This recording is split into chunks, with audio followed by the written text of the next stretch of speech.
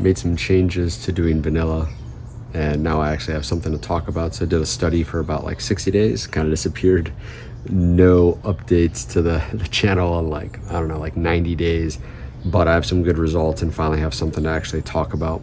So we'll talk about vanilla cuttings and propagation and scalability.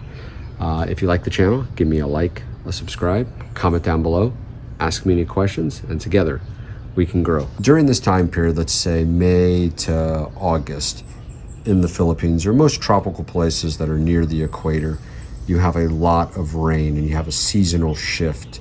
So growing certain plants is very tough outside. So this is my method for doing vanilla cuttings.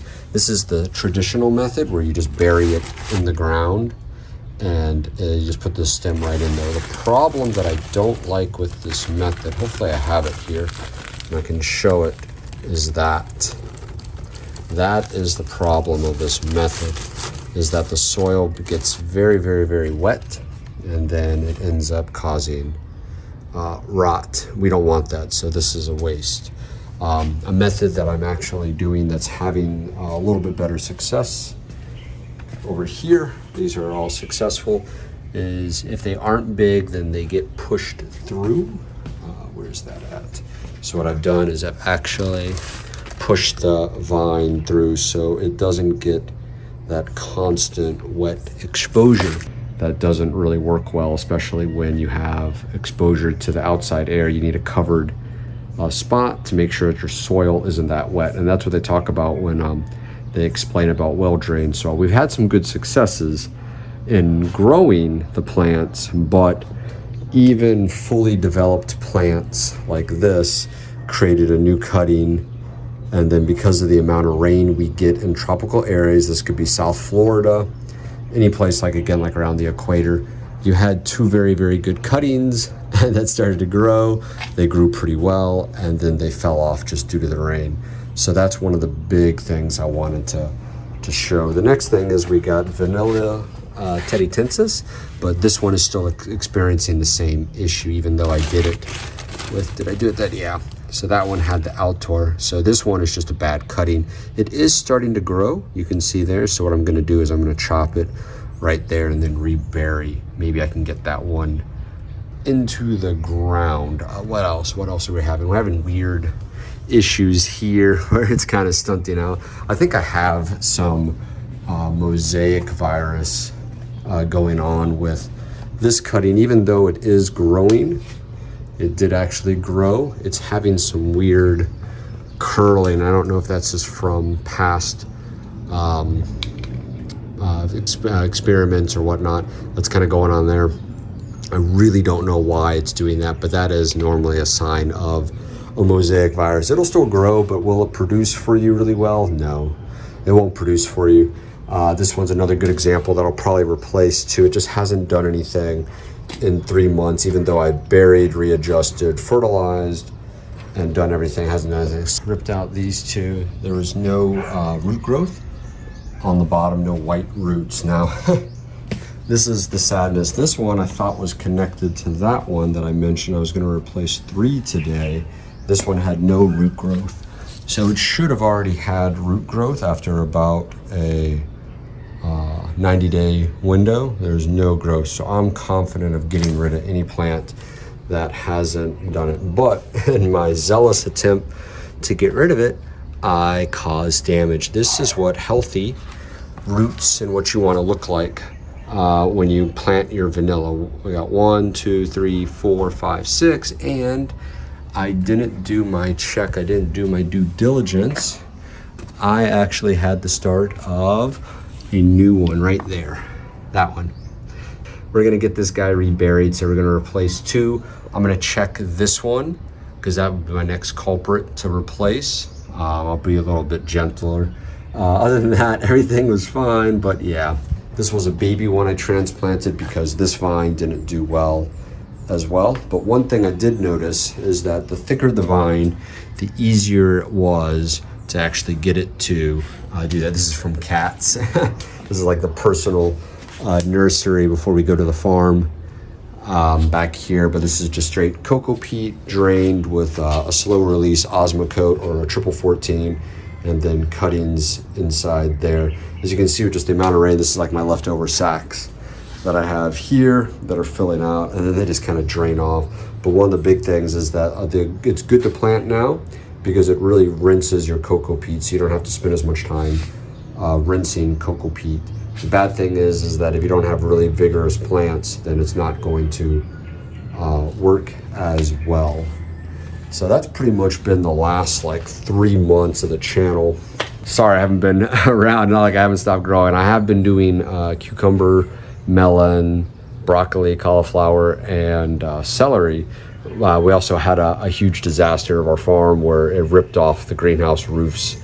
So we have to repair that as well. So we're kind of focused on vanilla scaling, and that's kind of the best thing to do during this time. We normally don't heavily plant during this time period because the rain is terrible. It like goes from really, really hot, like 40 C, and then it just changes really quick. So that's one of the big reasons I haven't, but I actually had some good stuff to talk about vanilla and some results to kind of share. So that's why I wanted to pop in and do a quick video, easy walkthrough, talk and kind of explain what we got going on with that.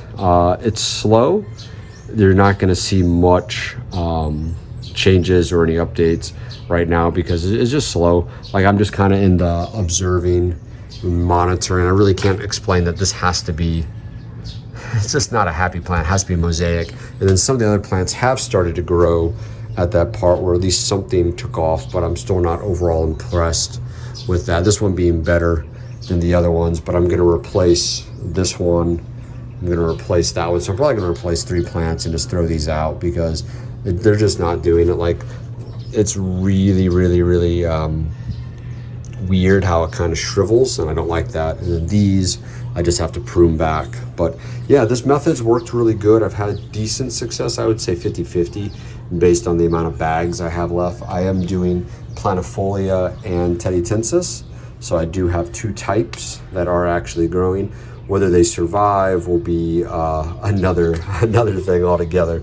But it looks like some of these, and these were some of the first cuttings that I took with this new method. Not new, but method that I wanted to test. So they really kind of bounced once we had the stress, which was good, but then I've also lost a lot. So it's nice to see that at least some of these are starting to, and once they get going, they grow really fast. This guy was a great one. This happens to be right by the door, so you want to stage like by the door. I tipped it here, removing, and then it finally grew. But I really can't stress enough that if the secret to cutting, you want one, let's say about like 10 millimeters or so, maybe a little bit thicker than that, maybe 15.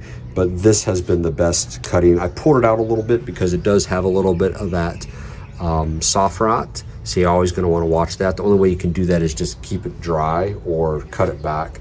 So it is experiencing some of that thing. So that's kind of the biggest issue, is that when you get the amount of rain that you need to have good plants, then you're also going to encounter a lot of the issues too that come with that rain. So you have to make sure your stuff's really drained. And as I showed in that beginning part of the video, I'll show it again, just how much rain gets into these bags. So you want to make sure that your bags are really drained out. Maybe that could just be an SOP where I squeeze the bags every day. That's not really feasible long term, but that's kind of one of the methods. I could also probably poke more holes. As you can see, we're taking our bags and lifting it up, but just the amount, like here, you can just see that even with that, and these are really well drained, that it's still draining off planting material. So that's kind of what you see all the way down through there. It's not as pretty as it used to be. Other than that, the main method that I also changed too is I scaled up the bucket size. So these are, can't remember, like number 8303 or something like that. It's got a particular bucket size. I would say it fits about 60 liters of cocoa and material, and we're just doing a 2 high. So a 2 meter high pole. I like this pole the best because it really actually explains the height that you want to get, and then put it back over. Now my only mistake is that I went over on top of my guide wire right here versus just going on top here.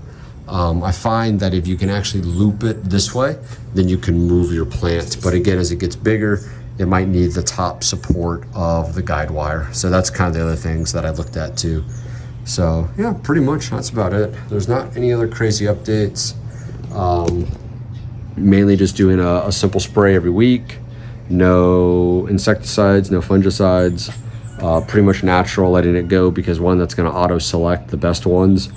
Already vanilla is pretty hardy. It doesn't normally get attacked by much, but it does have like Cymbidium mosaic virus. That's kind of a natural occurring thing I've seen, whether it's South Florida or the Philippines. You are going to see a mosaic sometimes come in there, but other than that, it's actually doing pretty good considering the amount of rain we've had. And we've had crazy amounts of rain every day, just 8-10 hours of rain a day. So no plants really like that either. They kind of protest when they get too wet, but overall not bad. So if you like the channel, give me a like, a subscribe, comment down below, ask me any questions, and together we can grow. As I said, you just have to watch my channel. Give me a like, subscribe, a share, comment down below, ask me any questions, follow me, then you can definitely grow anything.